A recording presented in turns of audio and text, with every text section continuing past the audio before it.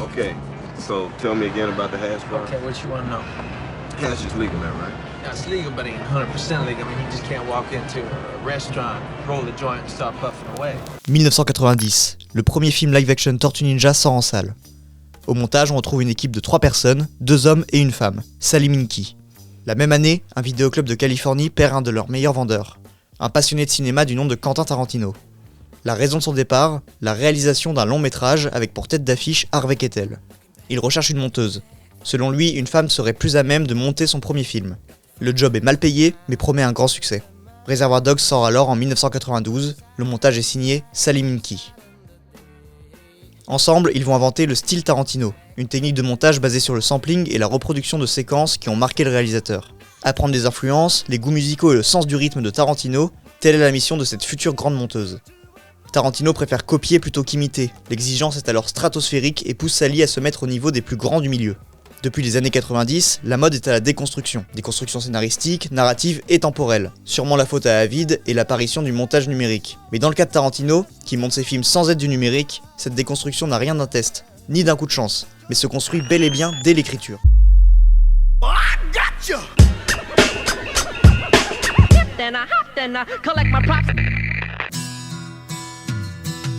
Nous sommes en 1992, Tarantino écrit Reservoir Dogs en 3 semaines et demie et il souhaite réaliser le film avec 50 000 $ en mode amateur sur du 16 mm.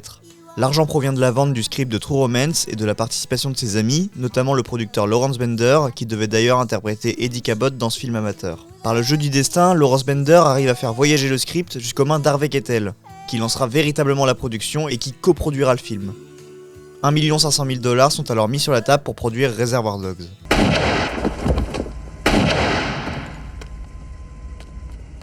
« 30 ans plus tard, le film est toujours aussi célébré et son montage continue de faire preuve d'originalité. Mais quelles sont les raisons de cet exploit ? Comment Tarantino a-t-il imposé son ton et son style en un seul film qui le propulsera très vite au niveau de superstar ? Premièrement, il est important de rappeler qu'à la manière de Scorsese, Tarantino est un cinéaste cinéphile, qui connaît les codes du cinéma et s'amuse à manier le langage cinématographique. Une des premières caractéristiques du montage du duo Tarantino-Minky est le morcellement du temps. En effet, s'il a été souvent moqué pour son montage déstructuré, il fait maintenant partie intégrante de son processus créatif et ressort bien plus comme un élément important de la narration qu'un simple effet de style. Prenons Reservoir Dogs, un huis clos se déroulant après un braquage que nous ne verrons jamais. L'action se déroule en temps réel, à comprendre qu'il n'y a pas d'ellipse et que la durée du film correspond plus ou moins au temps qui s'y écoule. Nous sommes alors ballottés d'avant en arrière à l'aide de flashbacks qui vont apporter au fur et à mesure de la narration des éléments de compréhension. Au flashback, Tarantino va préférer le mot chapitre. Il explique que pas mal de gens disent que Reservoir Dogs est construit comme un puzzle. En fait, il serait plutôt construit comme un roman. En Amérique, tout doit être linéaire. Il préfère ce que fait Sergio Leone, les réponses d'abord, les questions plus tard.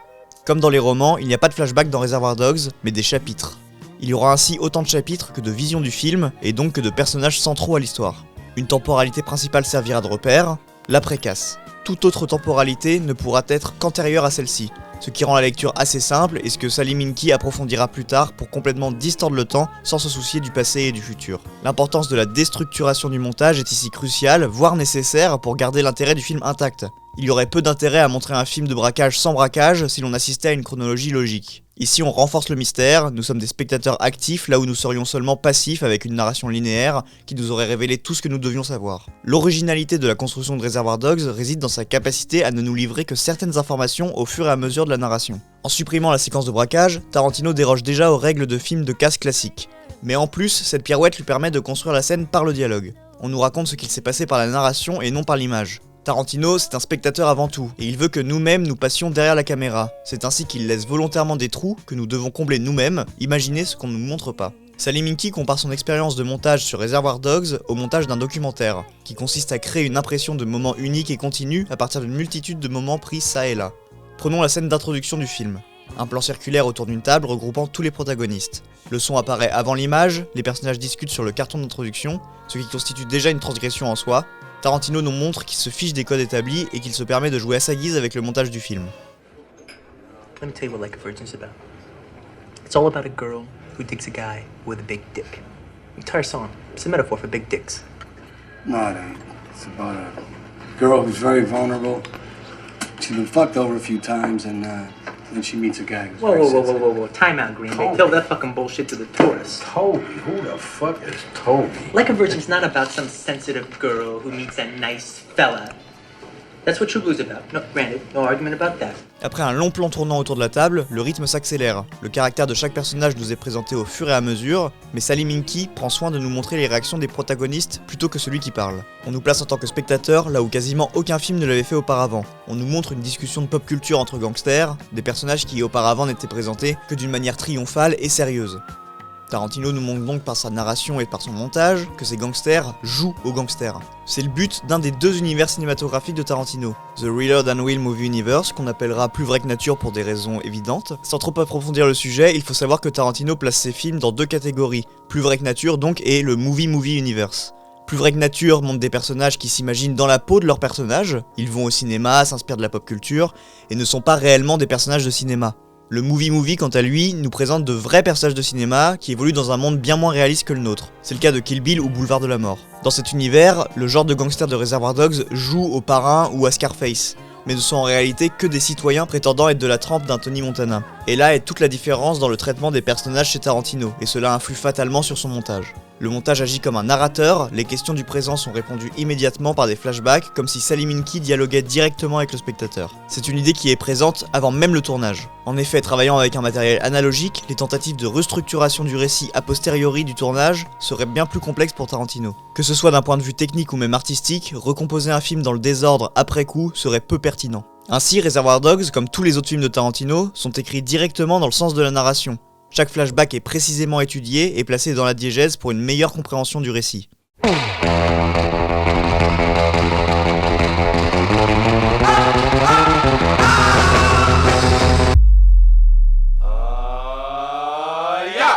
Pour rester sur l'idée d'une diégèse remaniée au gré du récit, Tarantino et Sally Minky décident de passer à l'étape supérieure.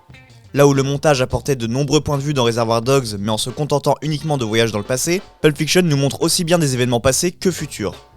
La mortalité de certains personnages importe donc peu, puisqu'ils peuvent être amenés à revenir plus tard dans le film. En modifiant la structure classique du long métrage, Tarantino dynamite un certain rapport de cause à effet. En plus de la notion de temporalité, Tarantino nous propose également une pluralité des protagonistes, évoluant dans des lieux différents. Si à l'époque, l'aspect puzzle a pu déranger certains spectateurs qui accusaient Tarantino de simplement mettre son film dans le désordre, on ne peut aujourd'hui que féliciter la prouesse et la poésie que cette structure permet.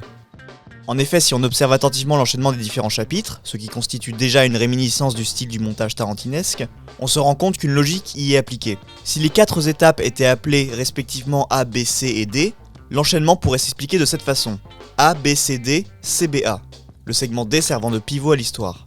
Car effectivement, s'il n'y a que 3 chapitres en tant que tels, une étape supplémentaire vient servir de point central au film. Cette étape est d'ailleurs la seule présentée dans son entièreté, le dîner entre Mia et Vincent Vega. Comme il l'avait introduit dans Reservoir Dogs, Tarantino poursuit son amour du hors-champ. Dans le film précédent, on ne nous montrait pas l'objet même du film, le braquage. Ici, Sally et Quentin vont créer un film qui nous raconte sans cesse des histoires sans jamais nous les montrer. Nous enchaînerons des débats, des histoires de meurtres, qui viendront enrichir l'imaginaire de certains personnages, mais le film en lui-même restera assez sage au niveau de la violence. Ce montage du hors-champ se fait essentiellement au son, qui, je le rappelle, est un élément plus qu'important dans le cinéma de Tarantino. On remarquera d'ailleurs que le sound design de ces films est toujours extrêmement maîtrisé et riche en indices sur les événements à venir. Le son a plusieurs buts pour Tarantino. Il sert à investir le spectateur dans le récit, en plaçant ici et là des musiques qui vont lui apporter des informations sur le style du film, le genre et les habitudes du personnage. Le son va lui permettre de faire référence à ses pairs et d'ancrer ses personnages dans le réel, ou au contraire de les propulser au rang de personnages complètement fictionnels. Par exemple, la scène où Butch tente de rentrer dans son appartement et passe par des chemins de traverse. Lors de son passage devant plusieurs fenêtres, on entend des sons sortir des habitations, notamment un dessin animé.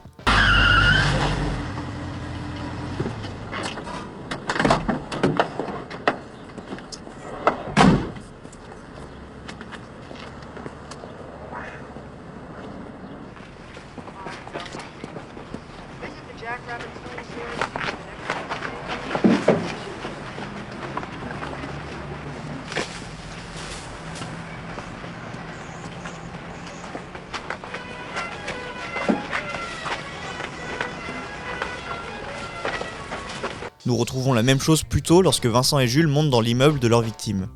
Tous ces sons extérieurs nous rappellent que d'autres personnes vivent dans ce film et que les personnages sont bel et bien réels. Ainsi, en fonction de l'univers de Tarantino dans lequel on se trouve, l'utilisation du son va servir tel ou tel propos, mais sera toujours utilisée dans un but précis. Là où certains films l'utiliseront comme simple habillage sonore. Le hors-champ témoigne une fois de plus de la cinéphilie de Tarantino et de sa ligne directrice. Si Brian De Palma nous narre les aventures d'un gangster, il nous les montre clairement, avec la violence qui s'impose. Il faut bien s'imaginer que la scène de la tronçonneuse de Scarface serait ici dans Pulp Fiction une simple anecdote racontée entre les deux gangsters. Car ce qui intéresse le réalisateur est l'identification aux personnages et le réalisme de ces hommes qui jouent à être des personnages de cinéma, comme beaucoup de cinéphiles l'ont fait avant eux. Ainsi, Tarantino et Sally Minky s'amusent à détourner les représentations habituelles de ces personnages hauts en couleur, comme le feront d'ailleurs les frères Coen. Le montage sert ici à adoucir, rendre comique des scènes qui, prises trop au sérieux, gâcheraient certainement le capital sympathie du film. La temporalité chez Tarantino n'est pas qu'une histoire d'ellipse, mais se joue parfois à quelques frames près. Comme il l'explique dans une interview, les frames sont au montage ce que les notes sont à la composition musicale. Certaines actions seront alors ralenties, d'autres seront répétées sous plusieurs angles différents, pour accentuer le comique des scènes les plus burlesques. Par exemple, la scène de meurtre accidentel de Marvin dans Pulp Fiction. Le coup de feu se répète sous plusieurs angles et est traité comme un élément comique. La rapidité de l'enchaînement déclenche un rire chez le spectateur et est réfléchi dans ce but précis. What do you make of all this? Man, I don't even have an opinion. Well, you gotta have an opinion. I mean, do you think that God came down from heaven and stopped? Oh, what the fuck's happening? Oh, man, shit, man! Oh man, I shot Marvin in the face. Why the fuck you do that? Well, I didn't mean to do it. It was an accident. Oh man, I seen some crazy ass shit in my time, but this. Chill out, man. I told you it was an accident. You went over a bump or Hey, the something. car ain't hit no motherfucking bump. Hey, look, man, I didn't mean to shoot the son of a bitch. The gun went off. I don't know why. Well, look at this fucking mess, man. We're on a city street in broad daylight here. Believe it, man. Well, believe it now, motherfucker. We gotta get this car off the road. Entre futur, passé et présent, Tarantino se permet même d'utiliser le conditionnel avec des scènes nous présentant ce qui pourrait se passer si les personnages échouaient. Cette technique nous rapproche une fois de plus de ces personnages qui semblent eux-mêmes improviser en temps réel. Par exemple dans Pulp Fiction, lors du chapitre The Bonnie Situation, on assiste à une scène nous présentant Jules et Vincent portant le cadavre de Marvin et étant pris en flagrant délit par Bonnie. Cette scène ne s'est pas réellement déroulée, mais est présente ici pour nous montrer ce qui pourrait se passer s'ils échouaient. Ainsi Tarantino nous montre plutôt que de nous expliquer. Voilà une technique subversive et qui transgresse la suspension d'incrédulité, mais qui permet également d'investir une fois encore le spectateur dans le récit en lui montrant clairement la situation. That means it could be up to 5 guys up there. It's possible. We should have fucking shotguns. The real Don Steele, 93 KHJ. 317 K. Au début de la vidéo, nous avons instauré l'idée de musicalité dans les montages de Sally Minky et Tarantino. En effet, le réalisateur est un passionné de musique et celle-ci l'aide dans l'écriture de ses films. Le style Tarantino est indéniablement lié aux choix musicaux présents dans ses films. Car oui, on parle beaucoup plus ici de choix musicaux que de composition originale, même si le réalisateur dérogera plusieurs fois la règle pour s'associer notamment à Ennio Morricone. Le meilleur exemple de l'utilisation de la musique dans sa carrière est pour moi Jackie Brown, dont la musique est responsable d'une grande part de l'identification au personnage et au genre de la blaxploitation. La musique est cruciale dans le montage chez Tarantino, et représente donc une mission supplémentaire pour Sally Minky qui doit composer avec plusieurs éléments, notamment la musique et les dialogues. L'incrustation de cette bande-son hétérogène est laissée à Sally qui monte dans l'obscurité d'une chambre d'hôtel, volonté de Tarantino qui préfère que cela se fasse loin des studios. Par exemple, dans Boulevard de la Mort, avec la scène où les filles écoutent le jingle de Jungle Julia dans la voiture, pareil pour Pulp Fiction et la conversation burger sous fond de Jungle Boogie de Kool and the Gang. Aussi, Sally ajoute qu'elle ne monte pas en musique. Son travail consiste à monter les scènes pour qu'elles fonctionnent émotionnellement, puis seulement après cela, Tarantino arrive et place la musique dans la scène. La notion de sample s'applique ici aux références que Tarantino fait au cinéma qu'il aime. Sally Minky explique qu'il s'amuse à copier des films tout en les refabriquant eux-mêmes. Ainsi, aucun son ni image ne sera directement repris d'un film. Tarantino tient à refaire lui-même ce qu'il veut recopier. Sally Minky donnera la meilleure explication à ce sujet. Nous recréons des films utilisant la même palette de couleurs. Travailler pour Tarantino en tant que monteur nécessite une connaissance parfaite des influences du réalisateur. Celui-ci donne alors beaucoup de films à regarder à sa monteuse avant d'entrer dans la salle de montage. Aussi, en bon partenaire, il laisse le temps à la post-production de tenter des choses, avant de venir mettre son grain de sel dans le montage. Ce qui permet une totale liberté à Sally Minky, qui est la véritable associée de Tarantino selon ses dires. Le réalisateur est même allé jusqu'à dire que sans elle, il ne voulait pas faire ses films. Il y sera malheureusement contraint par la suite, mais sera très affecté par le départ de son ami. En effet, le choix d'un monteur est crucial dans la production d'un film. Et Tarantino avait besoin de quelqu'un qui pourrait s'adapter à tous les genres qu'il faudrait singer. Entre références de montage, incrustation de musique, parfois en total décalage avec la scène, et surtout dilatation du temps pour coller à la vision du réalisateur, il fallait bien une Sally Minky pour montrer au monde entier la vision d'un Quentin Tarantino.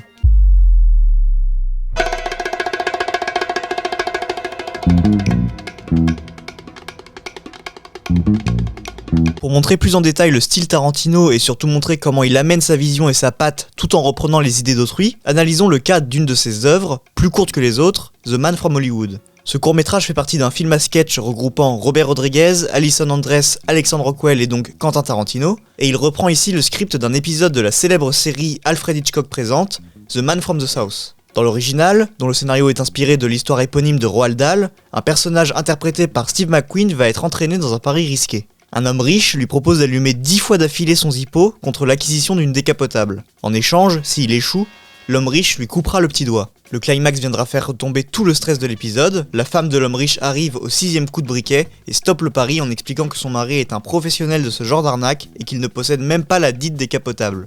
L'histoire se termine sur une touche d'humour, nous voyons la main de la femme amputée de 3 doigts, montrant ainsi comment celle-ci a pu faire fortune. De ce sketch brillamment mené, Tarantino ne reprendra que l'histoire. Pour s'adapter aux contraintes du film, l'histoire va être axée sur le rôle du groom, interprété ici par Tim Roth. Dès le départ, Tarantino souhaite nous placer en spectateur actif du récit. Ainsi, la mise en scène va utiliser la caméra subjective dès le début afin de nous immerger. Les personnages sont exubérants, sous qui plus est, et s'adressent à nous face caméra. Là où l'épisode de la série télé était plutôt très clair et classique dans sa construction, Tarantino préfère ici nous embrouiller un instant en nous plongeant directement au cœur de l'intrigue. Cela nous donne l'impression d'avoir raté une étape dans la compréhension de l'action. Toute l'introduction sera ainsi filmée en plan séquence avec une caméra inclusive, multipliant les regards caméra pour nous placer au centre de l'action, puis durant un nombre incalculable de mouvements durant le plan séquence, on opte ici pour un plan fixe enchaînant les gags cartoonesques, notamment la blague du donut qui vient ajouter de la parodie à la scène, ce que Tarantino évitera de faire tout le long de sa carrière, du moins pas aussi clairement. Les personnages du sketch font indéniablement partie du plus vrai que nature. Tarantino explique lui-même dans le sketch qu'il ne souhaite pas reproduire le pari comme des inconscients, mais qu'ils ont prévu de la glace pour aller à l'hôpital en cas de perte du pari côté doigt.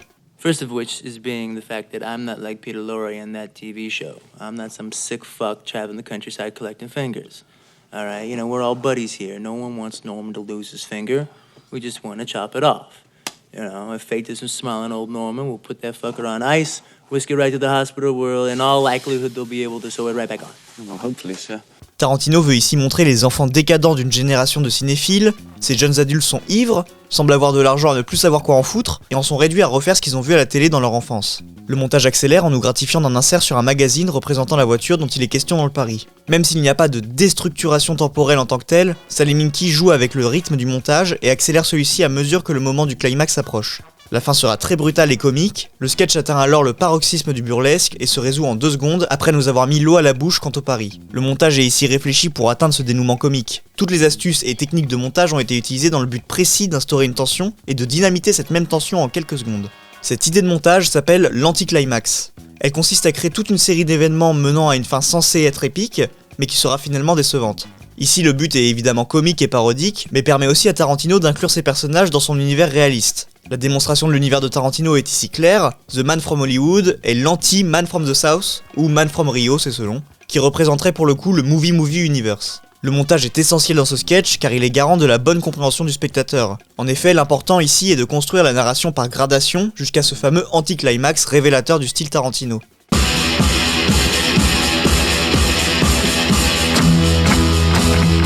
La carrière de monteuse de Saliminki peut se résumer à ses collaborations avec Tarantino tant les genres et types de montage se sont succédés au fil des œuvres. Le plus complexe pour Sally a toujours été de faire quelque chose de différent et pourtant garder un style identifié et identifiable.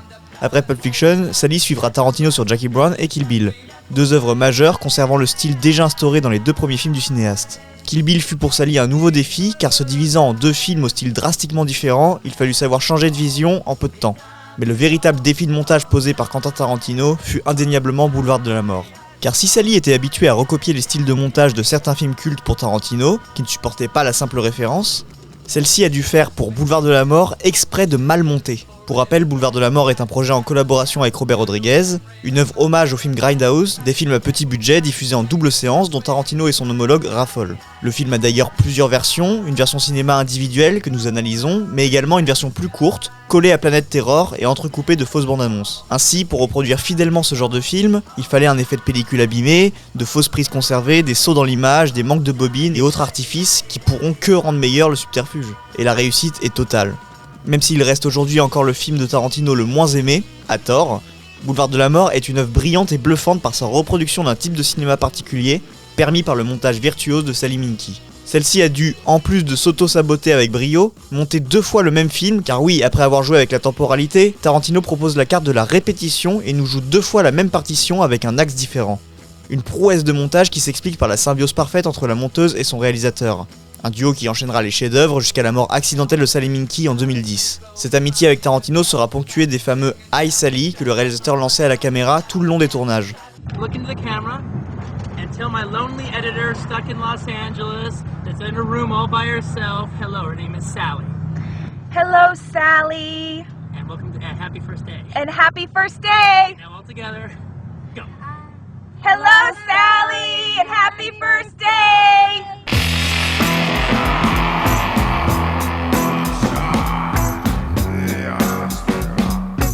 La vision de Sally Minky a su révolutionner le montage et lui apporter de nouvelles perspectives par les innovations proposées et surtout par l'audace dont cette monteuse a fait preuve. Elle-même racontait dans une interview sa propre vision du montage. Elle explique qu'elle ne cherche pas le raccord. Sa perception du montage est plus sensorielle que cela. Elle explique ainsi que le spectateur est capable de faire des concessions si on lui propose une œuvre pertinente. Après sa disparition tragique, Sally Minky a cédé sa place à Fred Raskin, qui fut son apprenti durant le montage de Kill Bill et qui est considéré aujourd'hui comme l'un des meilleurs monteurs de sa génération.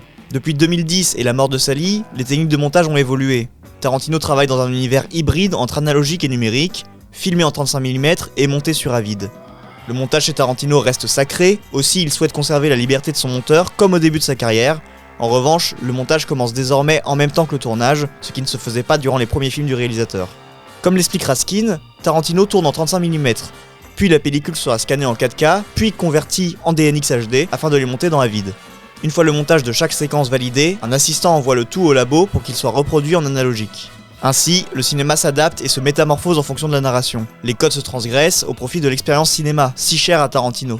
Peu importe que Pulp Fiction ne suive pas une narration linéaire et chronologique, l'important est la sensation, l'expérience du spectateur qui entre dans la salle et qui souhaite vivre le temps d'un instant une aventure cinématographique.